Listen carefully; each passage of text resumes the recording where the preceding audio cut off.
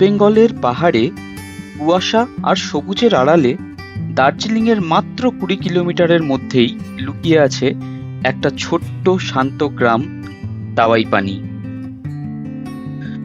এই ট্রিপটা ২০২২-এর, যেই ট্রিপে আমরা চটকপুর, দাওয়াইপানি এবং দার্জিলিং ঘুরেছিলাম। নিজের অলসতার কারণে ২০২২-এর ভিডিও ২০২৫-এ বসে এডিট করছি।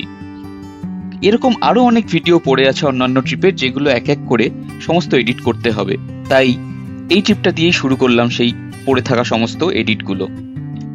২০২২-এর মে মাসে এই ট্রিপটা শুরু হয় চটকপুর থেকে, যার ভিডিও অনেকদিন আগেই আমি আপলোড করেছি, মানে প্রায় বছরখানেক আগেই।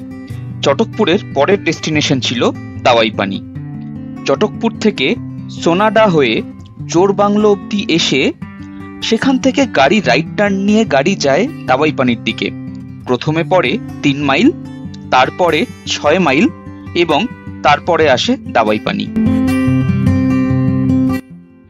আমরা এখন দাওয়াইপানিতে, এটা আমাদের হোমস্টে, আর ওই রাস্তা দিয়ে এসছি আমরা।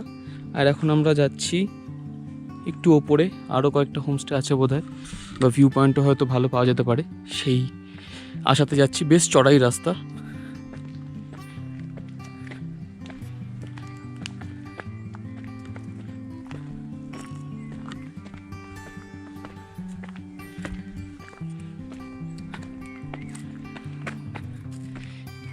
এখানে বেশ সুন্দর একটা বসার জায়গা আছে।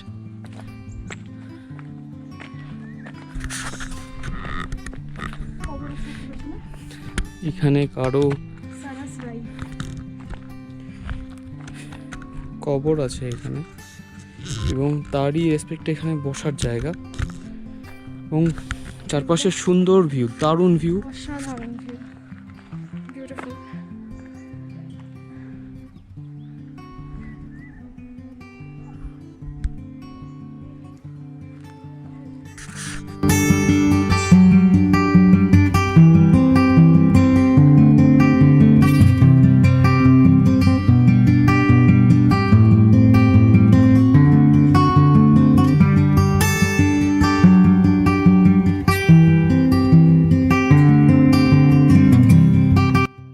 এখানে দেখতে পাচ্ছেন, এখানে রাস্তায় ভিক্ষা করতে বসে গেছে।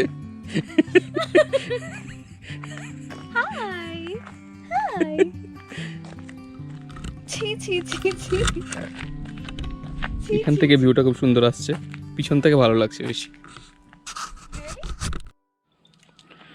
এই আমরা হাঁটতে হাঁটতে এসেছি এই রাস্তা দিয়ে, দাওয়াইপানির রাস্তা। সামনে আরও কি আছে জানি না। এইখান দিয়ে সিঁড়ি আছে, ওপরে হোমস্টে দেখা যাচ্ছে, আরও সেই সব হোমস্টেতে থাকার জায়গা এগুলো। ওঠার রাস্তা আছে, বাঁধানো রাস্তা মতো। আর এদিক দিয়ে রাস্তা আরও চলে গেছে এগিয়ে।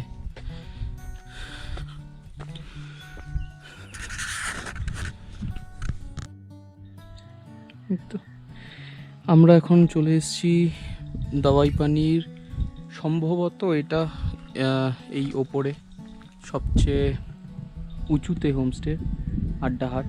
আমরা ওদিকে যাবো এখন, কি আছে দেখার জন্য। আর এদিকেও আরেকটা হোমস্টে আছে জাস্ট নিচেই, এটা বোধ হয় রবার্ট স্টে সামথিং নাম, গিয়েও এটাও গিয়ে দেখবো।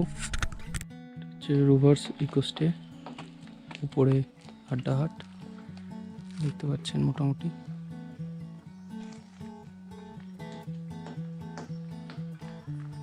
এইখান দিয়ে মাঝখান দিয়ে গ্রাম দিয়ে যাওয়ার রাস্তা আছে।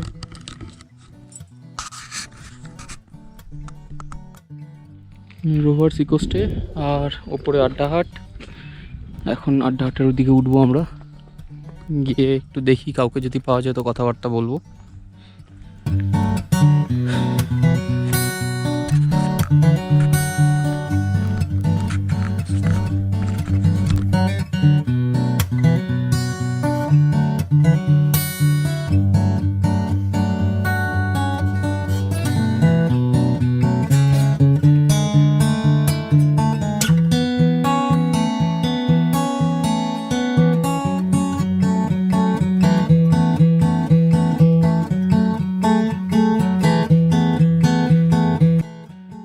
গ্রামের মধ্যে দিয়ে যাব।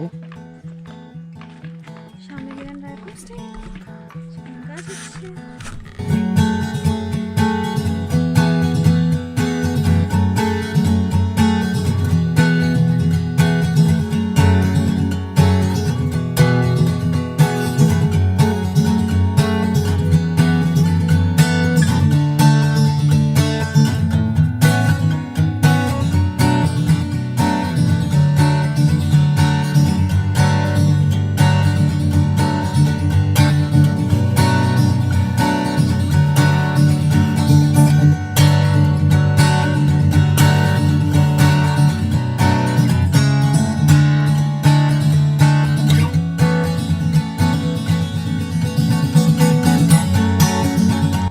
এই গ্রামের নামের পিছনেও একটি খুব সুন্দর গল্প রয়েছে।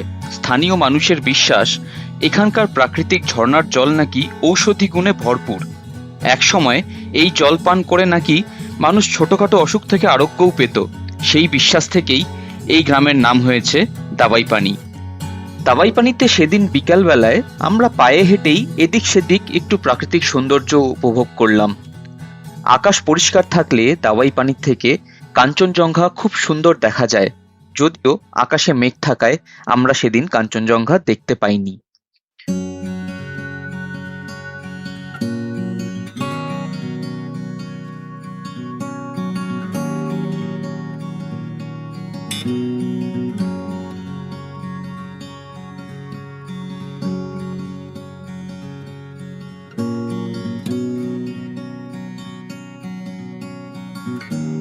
দাবাইপানিতে আমরা ছিলাম নির্বাণা হোমস্টেতে। এবার তাহলে হোমস্টেটা একটু দেখে নেওয়া যাক।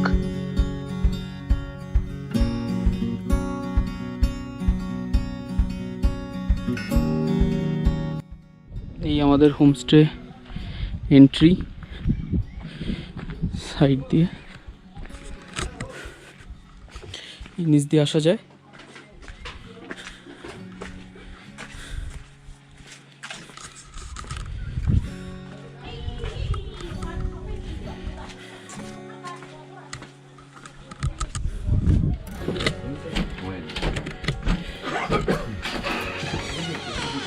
এই হচ্ছে আমাদের ঘর। এখান থেকে এই হচ্ছে ভিউ জানলার।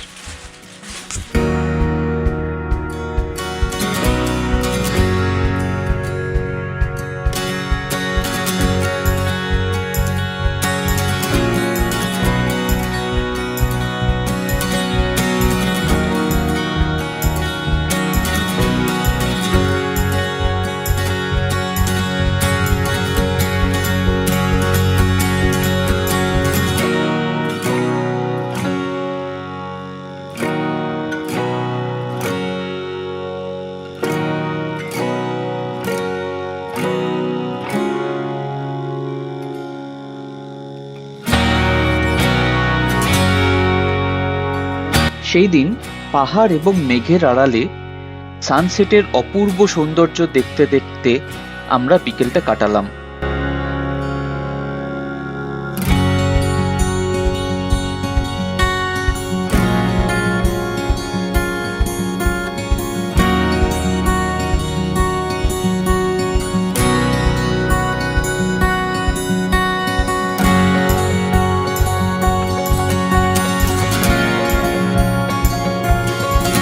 তারপরে রুমে ফিরে এসে আমরা সন্ধ্যাবেলায় কুইন অফ হিলস দার্জিলিংকে ঠিক উল্টো দিকের পাহাড়ে দেখে এবং বারবিকিউতে চিকেন খেয়ে এবং কিছু গান বাজনা করে এই রাতটা কাটিয়ে দিলাম।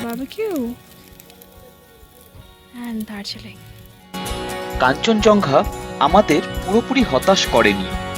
পরের দিন সকালে উঠে আকাশে মেঘ থাকলেও একটা আবছা ঝলক কাঞ্চনজঙ্ঘার আমরা দেখতে পাই। এই ছিল আমাদের একদিনের দাবাইপানির সফর। সকালে কাঞ্চনজঙ্ঘা দেখার পরে আমরা ফ্রেশ হয়ে ব্রেকফাস্ট করে এরপর বেরিয়ে পড়ি দার্জিলিংয়ের উদ্দেশ্যে।